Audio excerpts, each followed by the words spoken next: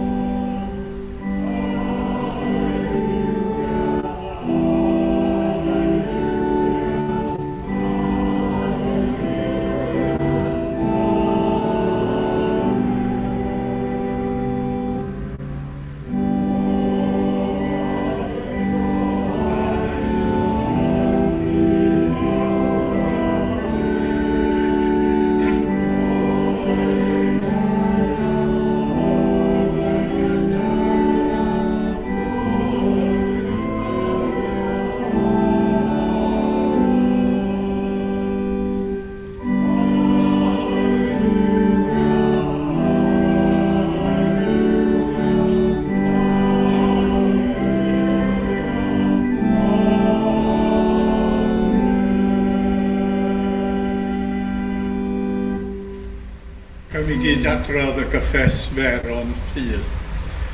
Credwn yn yw dad o llalluog, creawdwr a llywodraethwr o gref. Credwn yn Iesu Crwys, einig anedig a ein haflwydd a'n gwaredw. Trwy ei fywyd, ei farwolaeth ar y groes, a'i atgofodiad, gorflygol bechod ac anna, gan raddau i ni'n bechod a'n cymodi a Credwn yn yr ysbrydol, trwy ddoi am ein Crist yn ddysgu'r yn y creddiwyr, gan y sancteiddio yn y gwirionedd. Credwn yn yr ymwneud, corff Crist, chymdeithas y stat, yn yr ysgwythyr a'r sanctaid, yn weinidogaeth y graen a'r sacramentau. Credwn yn ymwneud teyrnas ddiw, ac yn obaith gwynidedig y bwrdd trefnwyd, trwy ein hafwydd Iesu. Credwn i ben penna i, wedi bod yn edidiw, a'i mwynhau bydd ac yn ddiawyd.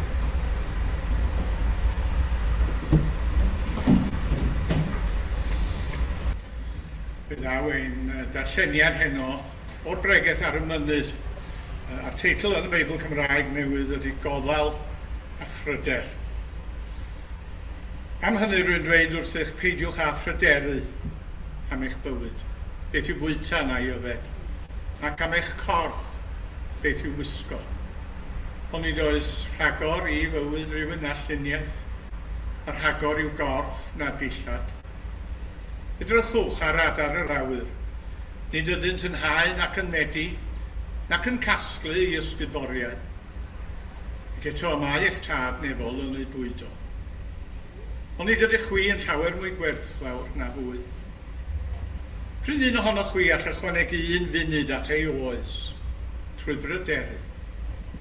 Pam da chi'n pryderu am ddillad, ystyriwch lili'r maes, pa fodd y maent yn tyfu.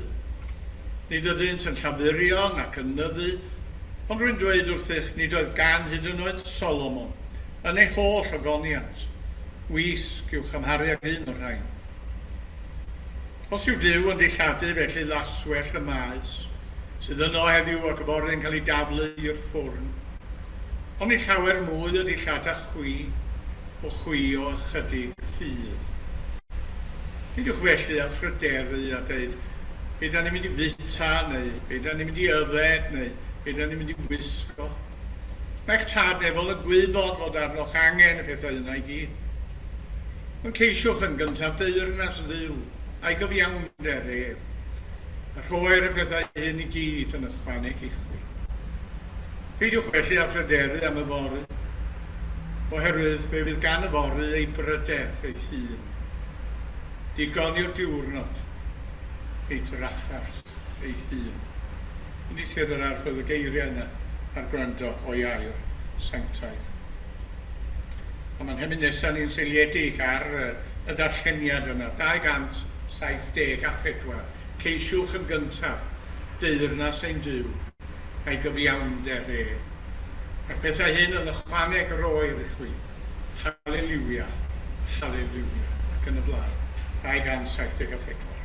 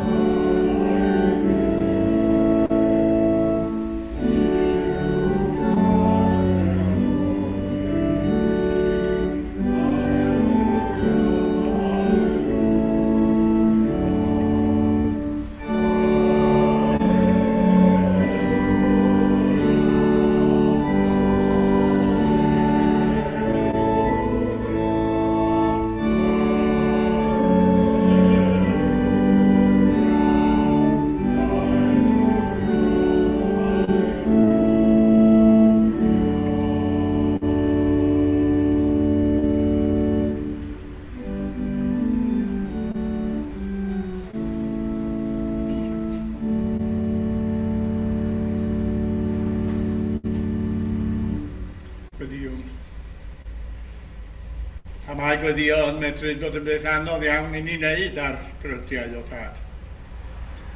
Mae'n dweud padar yn hawdd. Rwy'n dilo at ei gilydd a phlygu glin yn hawdd. A mae'r rhestru yn dymuniadau ni am deu syfiadau o flaen di yn hawdd. Mae gweddio yn anodd. Mae'n anodd oherwydd bod gweddi'n golygu bod ni yn dod i gymundeb perffaith a thi.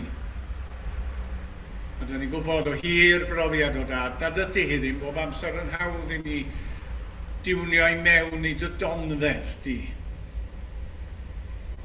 Dydy ddim bob amser yn hawdd i ni agor yn meddyliau, agor yn calonau. Gadael i ddylanwad ysbryd di hydreiddio i mewn drwy'n bywydau ni. A dydy hi ddim yn beth hawdd i ni wneud o dad. Gweddio. A hynny am ei pobl faterol yn aml iawn yda ni yn y bôn. Pobl yda ni yn bryd ar ddifoliaeth yn hytrach nag ar fyw. A dydy ddim yn hawdd i ryw bobl felly ymfyrchafu ac ymgyrraedd at y sylwedau trefyddol. Ac eto, da ni diolch i ti o dad o fod ti wedi creu yno ni rhyw awydd, rhyw ddyhead fel hyn i weddio. A da ni diolch i ti fod ti wedi rhoi yn i'r sicrwydd hwnnw. Na bethodd gweddi dair erioed a chyrraedd hyd yn ne. Fel pan ni felly o dad heno wrth i ni geisio troi at y ti mewn gweddi. A helpa ni i weddio yn gyntaf fel sy'n briodol bob amser dros eraill yn y byd ni. Ni'n meddwl am yr anffyddison heno draw yn Wcrain. Dwi'n meddwl am eraill yn nes adra ato ni. Hen ar unig ar methiedig. Digartref ar digysur ar diymgeledd. Ystyn ymwared heno dad i bawb, lle bynnag y bod nhw sydd yn teimlo hynny mewn unrhyw fath o gyfyngder. A helpa ni hefyd o dad i weddio trosomni yn hynna. Rydyn ni'n gwybod o brofiad mor hawdd ydy'n gweddi ni droi yn ddim byd ond rhyw betisiwn hunanol. Rhyw restr maith o'r pethau da ni yn ei ceisio ni'n hynna. Pethau da ni yn ei dymuno i ni'n hynna. Peth hawdd iawn i ni ydy anghofio mai hanfod pob gweddi yw gwneler dy hewyllus. Helpa ni heno felly o dad i weddio, weddi a ddysgodd yn haflodd Iesyn i weddio. A helpa ni i ddilyn ei esiampl o ymhabeth bynnag am nawr. A da ni'n gofyn y cyfan hyn yn enw ac yn heiddiant Egwlys y Crwys yn harglwydd ar un a'n ddysgodd ni i gydweddio.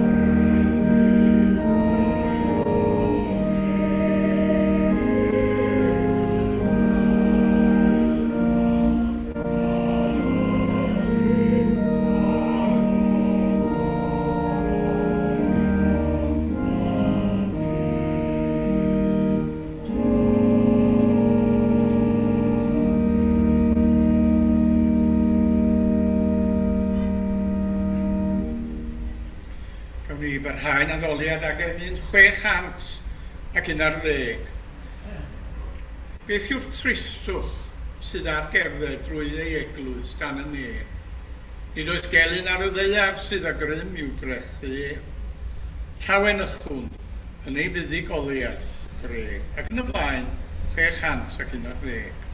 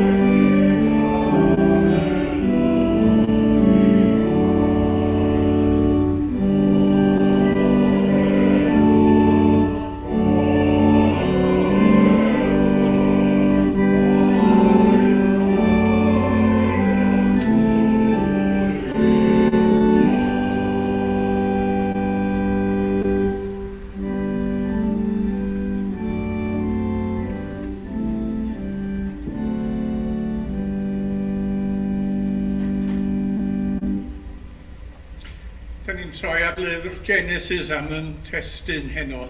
Yr unfed benod a'r 20 a'r 6 adnodd. Dywedodd Sara, gwnaeth Duw i mi chwerthin. Bydd pob un fydd yn clywed yn hanes yn chwerthin hefo mi. Un o'r pethau sydd wedi'n haro i'n ddiweddar yma, fi'n wedi bod yn neud rwch ydig o ymchwili'r hanesion yma am Abraham a Sara yn llyfr Genesis. Un o'r pethau sydd wedi'n haro i, nad oedd o rioed wedi'n haro i o'r blaen, ydy gynifer o weithiau yma'r un gair yma, chwerthin, yn digwydd. Os ych chi'n darllen y Beibl o'i ddechrau i'w ddiwedd, pryn os ych chi'n cael mwy na ryw ddwsin o enghreifftiau o'r gair. Ac eto, yn y clwstwr bach yma o benoda am Abraham a Sara yn llyfr Genesis, mae gynnwch chi rhyw 6 neu 7 o enghreifftiau ohono. Yn grymodd Abraham a chwerthin iddo ei hun. Dwedodd yr arglwydd wrth Abraham, pa ham chwarddodd Sara fel hyn? Yn gwadodd Sara iddi chwerthin, a bod arni ofn. Ond dwedodd ef, do, ni ddare ti chwerthin. O beth yma sydd yn gwneud i rywun chwerthin? Seicolegydd Freud wedi gwneud rhyw ymchwil i mewn i seicoleg chwerthin. Ac hefyd ni rwy'n nylion mawr, un o'i gasgliadau sylfaenol ydy mae un peth sydd yn gwneud i bobl chwerthin o bryd i'w gilydd ydy'r annisgwyl. Maen nhw'n gweld neu maen nhw'n clywed rhywbeth annisgwyl yn digwydd. A mae'n debyg mae dyna sydd wrth raidd lawer i joc sydd yn cael ei ddeud ar lafar. Mae yna rhyw stori bach syml yn cael ei adrodd i ni, ond mae yna rhyw twist bach sydyn, hollol annisgwyl ar ddiwedd y stori. Dyna'n aml sydd yn gwneud i ni chwerthin. Fel gweld yr annisgwyl yn digwydd, dyna nath i Sara chwerthin yn adnod yn testyn. Chi'n cofio'r cefndir, mae'n siŵr, oedd Abraham a'i wraig Sara wedi cael addewid yn doedd gan Dduw. A bydda fo Abraham yn dad i genedl enfawr. Mi fydd o ddisgyn o ddion di, medda Dduw wrtho, mi fydda nhw mor niferus ar ser, ti'n weld yn y nefoedd, neu ar gronynau o dywod ar lan y môr. Wrth gwrs oedd gwireddu'r addewid yn dibynnu ar bod gan Abraham a Sara plant. Ond o gynnu nhw ddim plant. Ac wrth i'r blynyddoedd fynd heibio, ac wrth i'r ddau ohonyn nhw fynd yn hŷn, mae'n siŵr bod nhw wedi dechrau ama a phoeni. Tybed fydd yr addewid yma yn cael ei wireddu. Ac wir fan y ddarlun byw iawn ohonyn nhw, darlun sydd yn llawn pathos. Yn grymodd Abraham a chwerthin iddo'i hun. A dweud, a enir i blentyn i wr sydd yn gan lwydd oed. Mae fi'n gant oed yn Abraham rwan. Cael ddim sôn am blentyn. Neu a blentyn Sara a hitha yn 10 mlwydd a 24. Mae'n wraig Sara 90 oed rwan yn Abraham. Sa obaith yn y byd. Ac yn wir mae'r rhagolygon yn edrych mor gwbl anobeithiol. Mae'r posibilrwydd yn edrych mor forail. Fel na fydd ar Abraham wneud dim ond ysgwyd i ben. A syrthio ar ei luni. Oedd yn ôl bwynt y stori yma wedi bod yn annisgwyl yn digwydd. Sara yn bechiogi. A mae'n esgor a fab. Mae'n cael ei enw Isaac. Mae i bob enw priod yn y Beibl yma ystyr arbennig. Ac ystyr yr enw Isaac ydy chwerthin. Ar ydych chi'n gweld, unwaith oedd y plentyn wedi cael ei eni, fel Sara wedyn yn mynd gweld pethau mewn perspektif gwahanol. A roedd ei wedi sylweddol i weld holl mlynyddoedd a dwi wedi bod yn poeni, dwi wedi bod yn pryder. Lle mae wedi edrych hyn trwy fywyd a mwynhau yn hyn. Ond na, wedi gwastraffu blynyddoedd o mywyd yn poeni ac yn pryderu ynglyn ar y ddewid yma, a dwi wedi cael yn y diwedd. A doedd na ddim achos o gwbl i'r holl boen a'r holl pryder. A mae'r neges sydd yn y stori yn un syml iawn, ond yn un perthnasol gyda i ni yn yr oes sydd ohoni. Wel, gewch i ni ofyn cwestiwn bach i chi hynny. Faint ohono ni sydd heb gael yn hynny yn pryderu yn y gorffennol a chael yn y diwedd a doedd na ddim achos i'r pryder. Bod bob peth wedi troi allan yn iawn yn y diwedd. Dwi'n hoff iawn o un o'i myna Pant y Celyn, a dydy o ddim yn y caneuon ffydd yn anffodus. Be naid Egwan, paid ag ofni, bod rhyw ddrygau mawr ger llaw. Ofni gwyntoedd o'r y gogledd, ofni gwynt y dwyrain draw, ofni'r cwbl. Chi gair ofni, mae'n digwydd 4 gwaith mewn 5 llinell. Ond sylwch fel mae'r bennill yn darfod. Ofni'r cwbl, a heb achos, ofni'n bod. A fyddwch chi be gyfeillio 9 gwaith allan y bob 10. Mae'r hen bant y celyn yn iawn yn dydy. Da ni yn bobl sydd yn reddfol yn poeni ac yn pryderu ac yn ofni. A heb achos ofni'n bod. A does e'n dwywaith gyda i wrth i ni fynd o gapel i gapel ar y Sul. Dwi'n gweld fod y pryder yma wedi goddi wedyd yn capelu ni a'n heglwysi ni yn y cyfnod sydd ohoni. Da ni'n gweld a'n llygyd yn unain cynulleidfaoedd yn prynhau ac yn heneiddio. Pan maen nhw'n siarad ar blaenoriad efallai ymlaen llaw cyn y gwasanaeth, yn aml iawn maen nhw'n gofyn, wel, be ddaw honna? Be sydd wedi digwydd bod y Gymru sydd ohoni yn y fath sefyllfa yn grefyddol? Felly ar ddechrau'r ganrif yma, oedd 72% o bobl Prydain yn arddel y ffydd Gristnogol. Yn erbyn 2011, roedd o 72%, na wedi mynd lawr i 59% yn ôl y cyfrifiad. A pen gynhaliwyd y cyfrifiad y llynad, dwi'n rhagweld heno, am y tro cyntaf o bosib ers 10 a lawer. Mi fydd yna llai na 100% o bobl yn gwlad ni yn arddel y ffydd Gristnogol. A mae o'n gwneud i chi feddwl, wel, be sydd wedi digwydd bod ni yn y fath sefyllfa. A mae'n siŵr gyda i bod na am ryw byd o ffactora sydd yn cyfrif amdano. Ond byddwch chi, byddai'n meddwl weithiau, a un rheswm ydy bod ni fel cynulleidfa'n aml yn mynd yn rhy drist, yn rhy ddewnblyg os liciwch chi. Yna rhyw negyddiaeth yn aml iawn wedi bod ynglyn â'n crefydd ni dros y canrifoedd.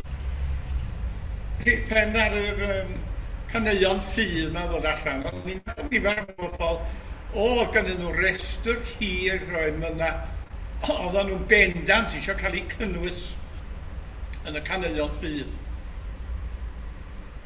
Chi be, oedd gyda i restr hir oedd yna, o'n i'n mawr obeithio nad oedden nhw ddim yn mynd i cael eu cynnwys yn y caneuon ffydd.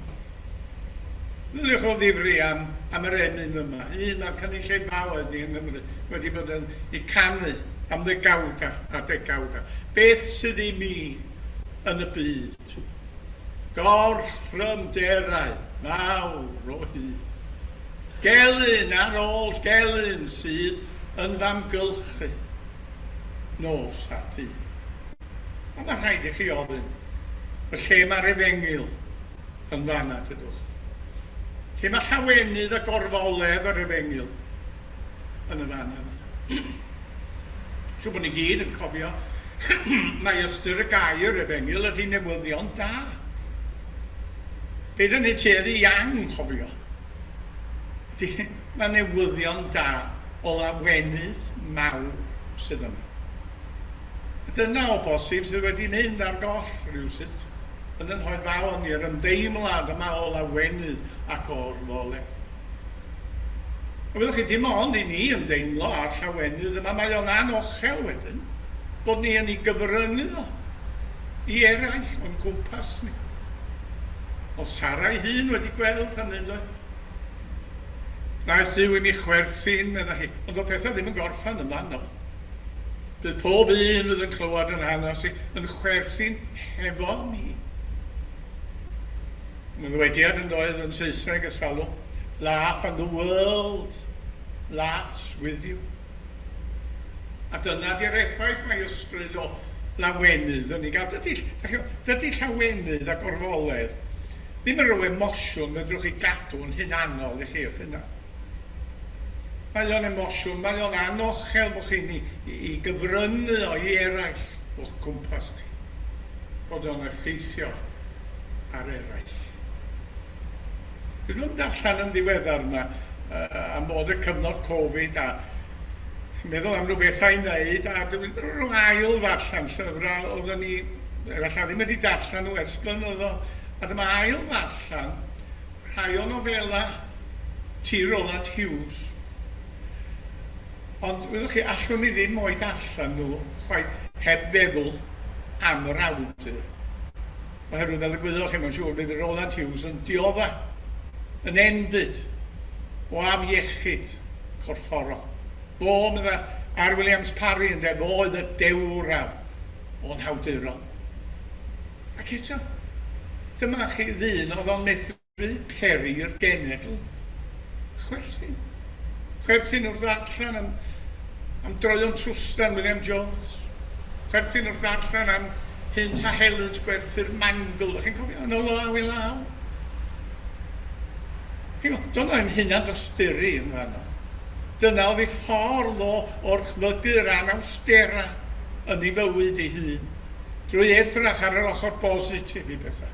Drwy weld y goleuni yng nghanol y tywyllwch. A dwi'n gofyn i fi'n hyn, wel, be oedd ei gyfrinach o tyfa? A dwi'n dod i'r un casgliad, oedd hyn a cyfrinach Rowland Hughes, oedd ei ffydd gadar yn ei ddiw. Oherwydd yr un awdur, ydych chi'n cofio, yn union oedd yn medru sgrifennu'r M1 yna, tydi ar oddais gliw i'r waw, a hyd i'r machlyd mwyn. A'r awdur yn ei gadarol yn medru canu'n hyderus orfoleddus, tydi y luniau gerdd a sawl a gwanwyn yn llwy. Ond ydych chi i mi wedi mawredd yr emyn yna, y ddwy linell ola. Sydd i mi yn ddwy linell gwbl ysgytwol, am ei bod nhw mor hollol annisgwyl. O cadw ni, rhag dyfod oes, heb goron rhain, na chyr, na chroes. Hynny di, nid gweddio'r oedd Rowland Hughes am gael ymwared â holl broblemau fywyd o. I'r gwrthwyneb. Gweddio'r oedd o am iddo beidio chael ymwared. Oherwydd roedd o'n gwybod bod yr anawstera yn ei fywyd yno yn bethau i'w gorchfygu. Yn bethau i'w gorchfygu. Dim ond i chi edrach ar yr ochr bositif i bethau. Dim ond i chi beidio a mynd yn nhw bobl ewmblyg. A dyna mewn gwirionedd yn oedd neges Iesu. Yn y bregaeth ar y mynydd ac yn enwedig yn y darn yn un i ddarllen ar y dechrau. Drychwch ar blodau'r meysydd nhw. Drychwch ar adar yr awyr. Hynny di, be mae'n dweud, tra chi'n trosi hwnna i derma'r unfed ganrif ar 20, be mae'n dweud yn syml iawn, ydy peidiwch â bod yn bobl introspectif. Peidiwch â bod yn rhyw bobl fewnblyg. Oherwydd roedd Iesu'n gwybod digon am seicoleg yn naturiol yw bod mae dyna lle mae'n problemau ni gyd yn gychwyn.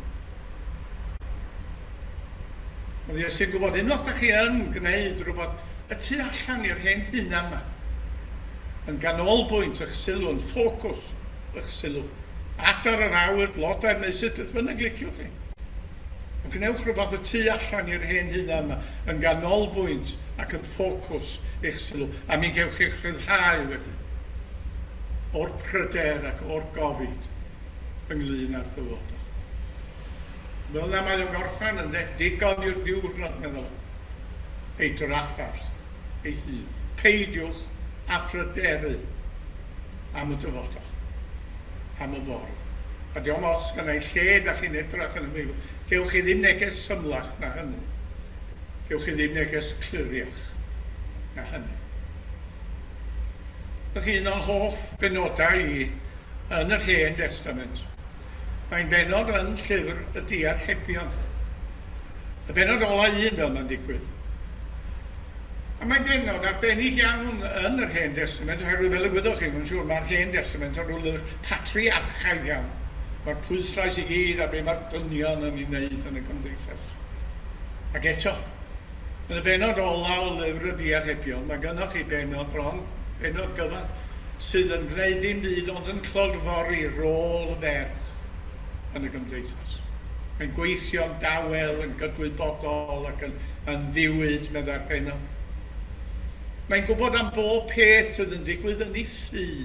Wel, meddyliwch o ddifri, faint o fama fedrwch ddeud hynny heddiw, dydw. Mae'n gwybod am bob peth sydd yn digwydd yn ei thŷ. Ond dwi'n licio'r ffordd mae'r Benod yn cyrraedd rhyw uchafbwynt yn y geiriau yma. Mae hi wedi gwisgo a nerth ac anrhydedd. A mae'n medru wynebu'r dyfodol dan chwerthin. A dyna chi glod i fi. Bod hi'n medru wynebu'r dyfodol dan chwerthin. Dwi'n ni'n amdano chi heno amgylchiadau pawb yn wahanol. Ond os ydych chi y math o bobl sydd yn magu pryderol, os ydych chi'r math o bobl sydd yn nyrsio gofidia, wel, beth am i chi benderfynu, bod chi'n rhoi eich ffydd, be mae'r emynydd yn ei alw'n ragluniaeth fawr yn ei. A dim ond i chi wneud hynny, dwi'n siŵr, y byddwch chi llai yn cael eich hunan yn dweud hefo Sara, gwnaeth Duw i ni nachwerthu. Bydd bob un bydd yn clywed yn hanes ni, yn chwerthu hefo ni, mwyn ei enw. Amen.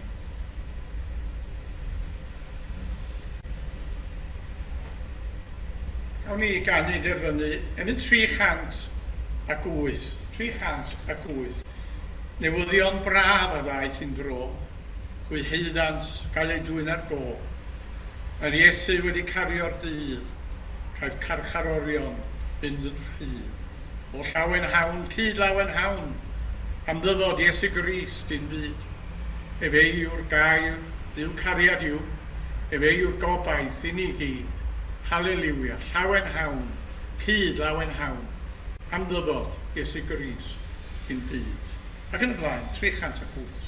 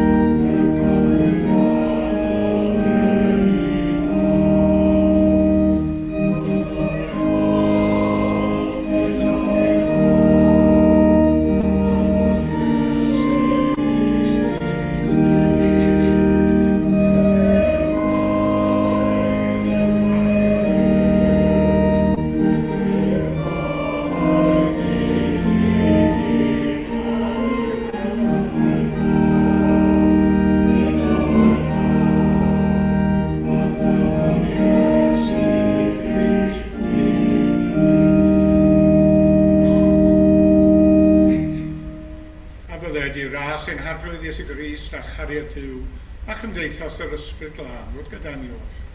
Frawd hon hyd bydd. Amen.